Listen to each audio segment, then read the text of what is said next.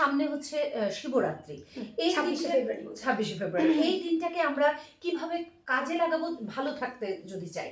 দেখো, খুব একটা important question, because Shivratri Mahamrityunjaya অর্থাৎ দেবাদিদেব, তাকে খুশি করতে পারলে হয় না এমন কোনো কাজই নেই বলে শাস্ত্রে উল্লেখ আছে। আচ্ছা, আর ধর্মীয় গ্রন্থ অনুযায়ী শিবলিঙ্গ সব থেকে বেশি সংবেদনশীল, অর্থাৎ ঠিক তেমনি শিব পুজো অল্পতেই, যেমনি শিব অনেক বেশি সংবেদনশীল আমাদের ধর্ম অনুযায়ী, ঠিক সেরকমভাবেই শিব খুব অল্পতেই সন্তুষ্ট হয়। এটা আমরা মানে একদম ছোট থেকেই শিখেছি। সব পুজোর ভীষণ নিয়মাবলী, কিন্তু দেবাদিদেব অর্থাৎ তিনি শ্মশানে শ্মশানে ঘুরে বেড়ান, তিনি শুধুমাত্র ওই জলেই আর বেলপাতাতেই তুষ্ট, এটা আমরা সবাই জানি।